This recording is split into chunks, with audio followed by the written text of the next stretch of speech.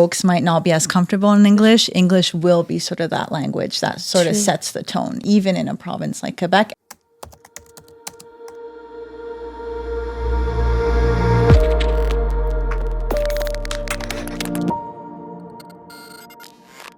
So in this episode, we're diving into national governance systems and why system level change in a country as diverse as Canada must consider both official languages and Indigenous leadership.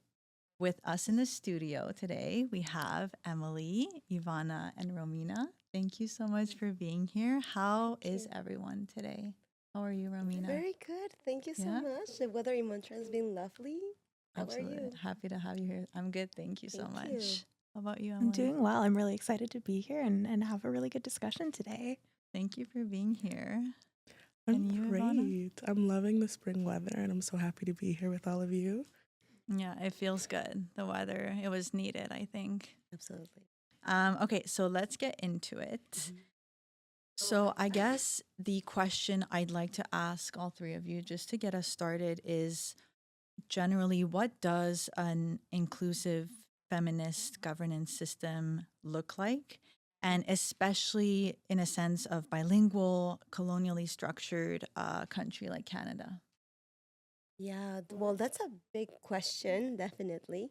Um, I think that I can maybe talk from a point of view of like French and English, Yeah.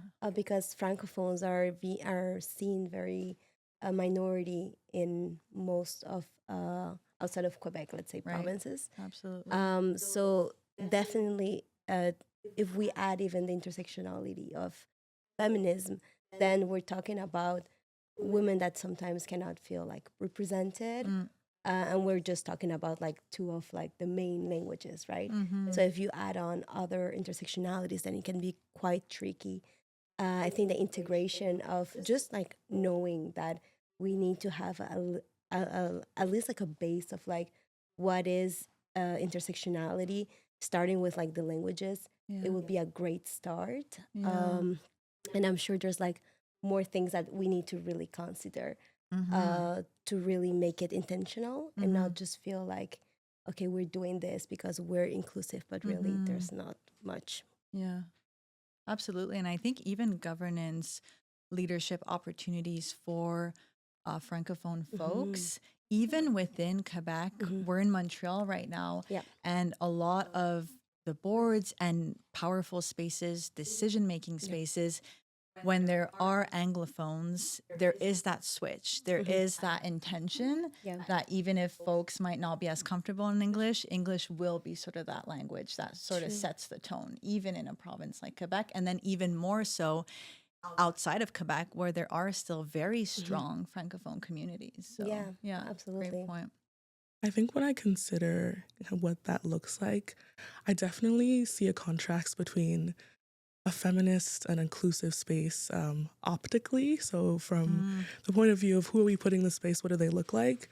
And then versus having a lens that represents them.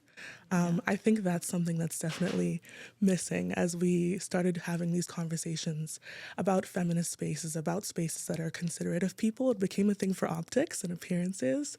But I think incorporating a lens is, okay, when they walk into a room, what's missing for them? In these spaces, how can we make them comfortable?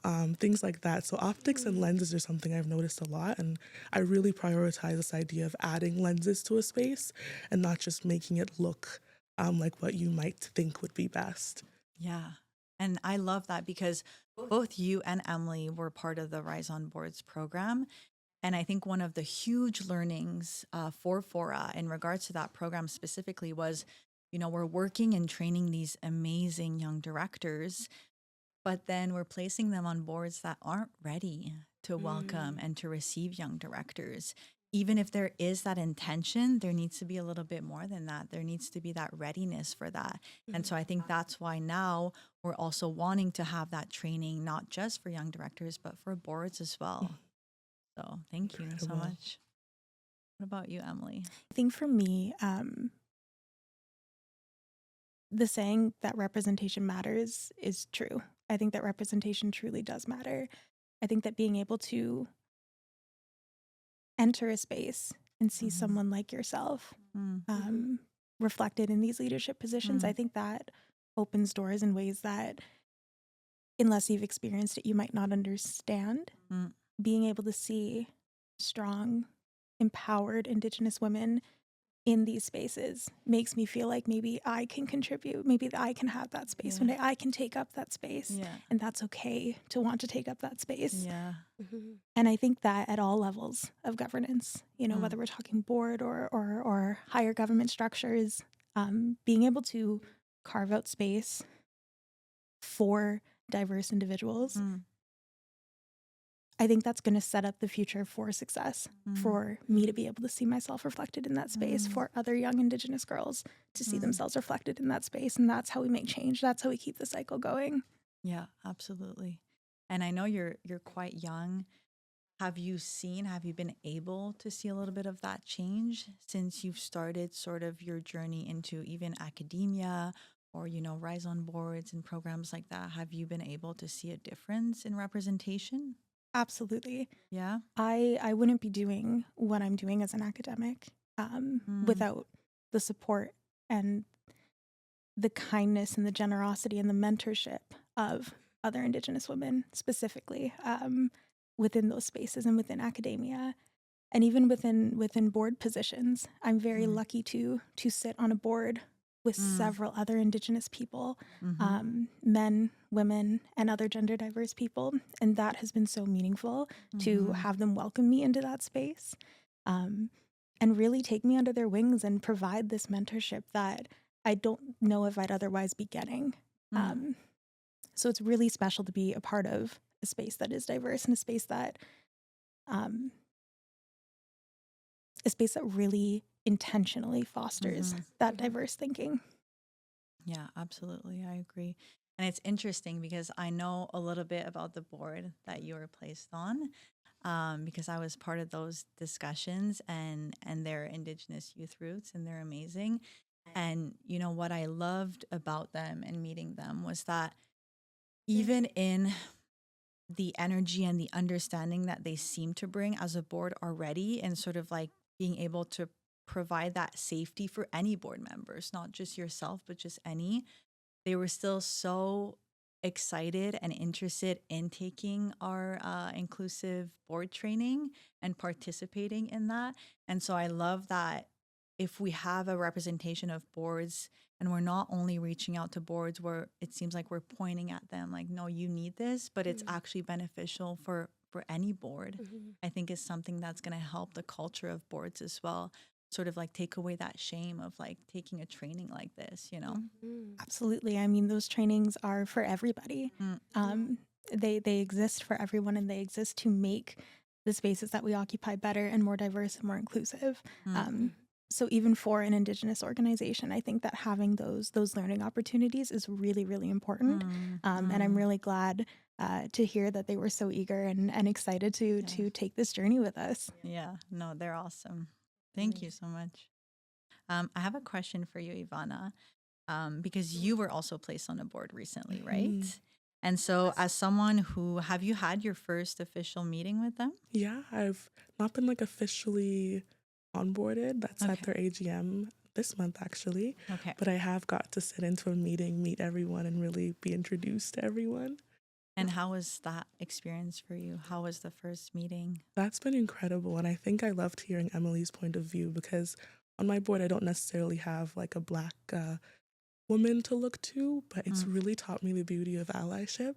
And I think that's so important because there are going to be spaces where just statistically, I am very underrepresented. But what's been lovely about my board experience is having a mentor on the board and just people on the board that I know are looking for ways to make this space conducive for my success, for me to feel comfortable sharing. And so that's been really incredible. And I have also kind of like an opportunity to be with another young director.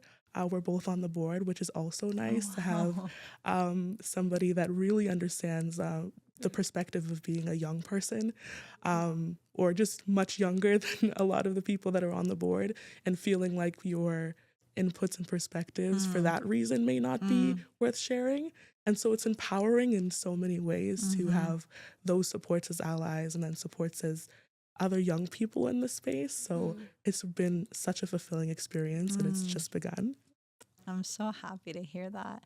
I'm curious to know in your experience, and maybe this goes beyond the board that you were placed on, but what makes a good ally in governance spaces, in your opinion? That is such a good question. I think I'm learning it as I observe how people are interacting and engaging. I think to point out some of the things that I really appreciate is that there are opportunities kind of after a meeting to discuss and maybe touch on some things that I might have been a little embarrassed to admit that I didn't quite understand. Right. So even just like the terminology, the language that we're using, I think language is a huge marker of inclusivity, and it can make you feel kind of behind a wall if you're not completely resonating with it. Yeah. And so that opportunity to talk to someone on the board and with my list of words that I needed a little more context for and have them be comfortable sharing with me and inviting me into that world, I think has been really helpful. And also have them be comfortable advocating for me in that space where is there something that you wanted to bring up that maybe I can pass to the person that's leading this project, right? So those things, it helps give me confidence in my voice, but it also helps to know that there are other voices in the space that are willing to carry those things forward when I might be a little unsure. So that's been incredible to see. That's amazing. Thank you for answering that. That's great. So I have a question for you, Romina. Yeah. Because Fora is expanding in French for the first time. It's very exciting. Yeah. You are doing the work right now, and you have done work between the two official Canadian languages, English and French. And if we go beyond not just translating words, but navigating those cultural nuances, whether we look at within Quebec and outside of Quebec in sort of like those minority communities, how has that been for you? And how does language and the translation of language impact governance? Oh wow. Well, definitely. Like I said at the beginning of this podcast, it's important to already set up for like a baseline. So Canada, as we all know, it's bilingual. Officially, languages are English and French. However, making it accessible in French is not enough. People need to feel like they belong to it, right? So we talk about like representation and also about like intention. And it also adds, like you said, the integration of like the cultural context, historical, like, there's a lot of like proudness in being like Quebecois and a lot of like, and I'm not just saying like French, like it limits itself to Quebec because there's a lot of other francophones that are minority in other provinces, but still it's really important to make them feel welcome, make them feel like they also have, like they can see themselves in this journey of like Rise on Boards, because there's the information that is in this online training is so precious. I think it really gives you like good examples, concrete actions to take on. And sometimes when you see yourself with your own lens, you're kind of missing what other perspectives or even experiences. And sometimes when people say stuff or do stuff, they don't mean necessarily something bad, but there's always a space to like just understand that there's other perspectives that maybe they don't understand the language, like Ivana has said, like sometimes there's just a different demographic of like younger and older people in the boards, and to be mindful of like others people experiences is very important. And that starts with the language, which again is not just words. It comes really like from like the intention. And I think what's very special about what you've chosen to specialize in when it comes to translation is also that inclusivity lens, Yes. because French is so gendered. Exactly. And what I really like about Fora and its intentional expansion into French and Francophone communities and Indigenous communities is that, you know, even if there are people who are present within Quebec, we now have the capacity as a team to travel outside of Quebec into those Francophone minorities. Yep. And I think a huge sort of challenge or insecurity I've heard from French speakers outside of Quebec is, you know, I don't speak the Quebec French, which is almost considered, in a way, unfortunately, the official French of Canada. Right. And so I think that because we're making sure that our trainings, what we're translating, what we're creating in French reflects also the culture and the different accents and the different experiences and histories of different Francophone communities across Canada. And I think that's going to make it a lot more accessible, and not just from a point of view of like, okay, we have Rise on Boards and Rise on Boards Plus Canada, and then we have Quebec's version or something like that. I think that's what we wanted to avoid as well, you know? Yeah. And I think a huge part of that is also, of course, because we do work at the intersectionality of youth and gender equity, making sure that the language is very mindful of that gendered lens. It's that so French important. has. It's so important what you're saying, especially because, again, when you translate English to French, and let's say we're just saying leaders are great, then leaders is kind of like, by generally speaking, like in French, is masculine, right? And then you have are great, and great is also masculine. So when you already don't see yourself like represented because it's all like, masculine, then you're already creating some kind of like a barrier. So if you cannot see yourself, it's harder then to like be willing to, just apply on a board because you're already like, this is not for me. So it's important. True. Absolutely. I agree. Thank you. you. I'd love to ask you a question. Absolutely. So you were mentioning earlier, you are an Indigenous young person who has been recently placed on a board. Yes. And so I would love to know, how has your identity and experience informed the way that you show up in governance spaces? This can be beyond just the board and Indigenous youth roots, but just in other spaces as well. It informs everything. My cultural identity is so deeply embedded in how I show up to every space that I occupy, whether that be my academic work, my board work, my volunteering, my teaching, whatever the case is. Everything is so inextricably intertwined together. You cannot separate it. Yeah. Thinking even just to how I was raised and the values that have been instilled in me and the values that are instilled in my community, I think of the 4 R's specifically. And that's respect, relevance, reciprocity, and relationality.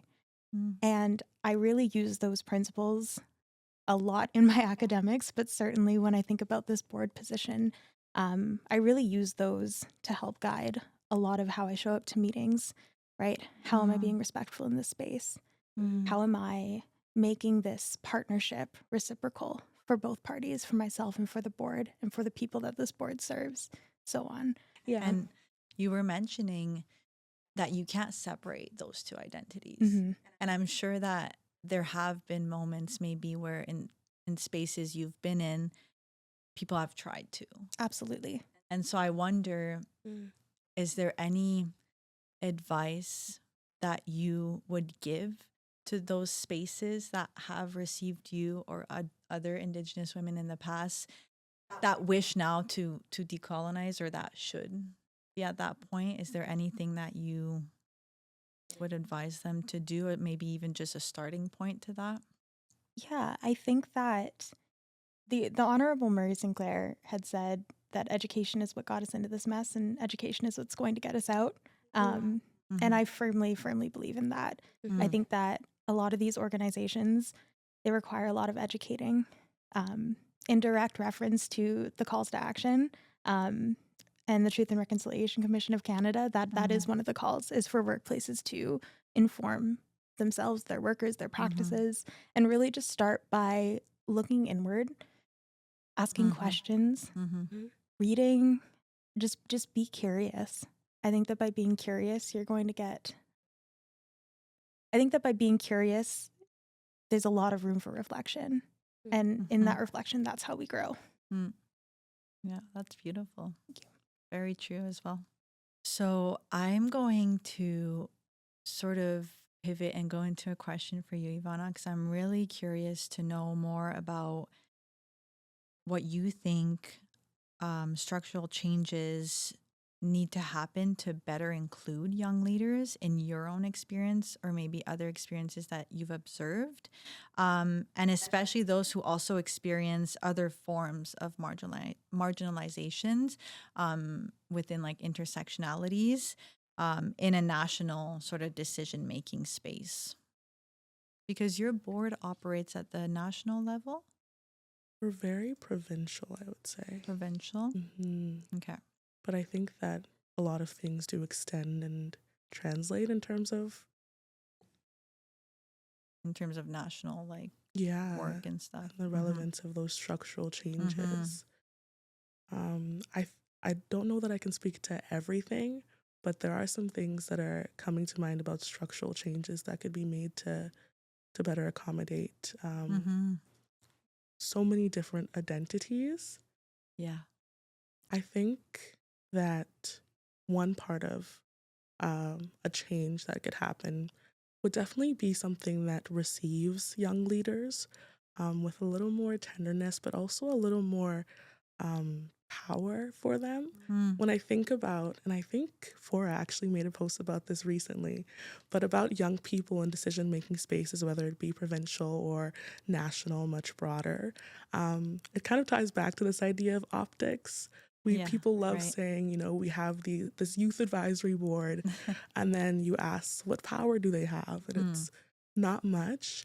I think if we were able to put kind of systems and structures in place that really linked these incredible hubs of innovation ideas that are youth groups or subsets within larger organizations to real decision-making processes that people can critically engage with, but also really add to and inform and really propel that forward. There's so many things that could look like, and maybe the other people here would have comments on that, because I think that's something that's really missing in these spaces in terms of actually accommodating youth. And I think something that's really important when we talk about inclusivity and accommodation and expansion are actionable strategies. We love theory. We love conversations about how good it is to have youth in these spaces. But I think those actionable steps to connect a youth presence and youth thought to action, to decision making, that people at all levels can really interact with meaningfully so that they feel a bit more represented. And when we talk about marginalized youth, that aspect of it, that also comes into play. But I think with marginalized youth, it draws back on this idea of lenses, how in our policy and in our team, really, how are we considering the experiences that people that don't look like us would have, that people that are coming from completely different worlds, you could say, would face. And I think that's a real policy level thing. And again, we need actionable steps. And as much as it's nice to have these conversations with, like, in these spaces about, okay, I'm having some trouble, sometimes it can feel that you're really divulging your heart, wearing your heart on your sleeve. And it's being held, but it's not being used to propel anything forward, and that pain kind of just sits in those rooms. Absolutely. And so that's what I would say, is these actionable steps, these actual links. And I think they are things that are hard to maybe conceptualize. And even with me saying, I think other input would be necessary, that's important. It's collaborating, it's hearing these voices to come up with these strategies, because we're not all going to have all the answers in the moment. I know I don't. But Yeah. that's what I would say to that, like one part of that Yeah. piece. And it's so funny because I think it's such a great segue into sort of like the wrap up question that I want to ask. Well, maybe now just the both of you because you've answered it as well in part, but it's really if you could reimagine one element of our national governance systems, what would you change first and why? I want to say like mentality, even though it's like such a big and wide, like revolution. Yeah. Because I think that from this conversation, the takeaway is that we should stop seeing diversity as a barrier, as a something that we have to do. It has to be, first of all, intentional, and secondly, there's so much like greatness that comes from diversity and diverse perspectives. Just the fact that you're integrating someone younger, we're talking about like a diversity of like generations. And even though sometimes they don't know, like, let's say a word because it's too technical, well, they still have great ideas. They still have like so much that they can bring into it. Another thing is that also your identity, like you cannot just like be, okay, well, right now I'm Latina, by the way. I cannot be like, okay, right now I'm not going to be like this Latina because, I'm going to the meeting. No, I'm still going to bring my background. And this brings richness to the conversation and naturally creating other programs and just setting the organization for also welcoming more identities and more diversity. Maybe I can just talk about like a very small example because I was kind of like involved in a political party just as an observer. And I remember I was in the General Assembly or whatever. And at some point, there was a question in English, but the political party was in French. And there was like so many people who kind of like shout out, in French, in French. So I remember looking at this scenario and being like, okay, wow, if there is already like this distance between French and English languages, me as a Latina who speaks other languages, I'm not welcome here. Like it just kind of like got into my mind the fact that we have to be intentionally like welcome other people and seeing it as a must, as a please come and please bring up your experience because then we're just kind of like all winners. So yeah, that would be like my input. That's awesome. Thank you for that. Thank you. What about you, Emilee? I think right now a big thing is creating inroads and creating opportunities at different levels for different ways to participate. And, especially coming from the perspective of young people, we want to act. We want to contribute. We want to be in these spaces. We want to learn. We want to grow. But sometimes we don't know how. I can confidently say that even at the level of board governance, if I didn't have the support of Fora, I wouldn't be in this position right now. Making those connections, it is sometimes difficult. It takes so long to grow your network, and it's certainly a task that is worth it. But having programs and opportunities and mentorship, having ways to bring people into the conversation, I think that that's really important. And that's something that is going to, I think that by bringing people in, that's going to catalyze a lot of these other topics that we've been talking about today, right? And increasing diversity, looking at things from different lenses, right? Absolutely. Agreed. Thank you. Is there anything else? I know you answered this, but if there's anything else you wanted to add, feel free. If not, no worries. I think they both captured it so beautifully. Like that was incredible. It was the co-creation. Yeah. Awesome. Well, thank you so much for being here, for your inputs, your experiences.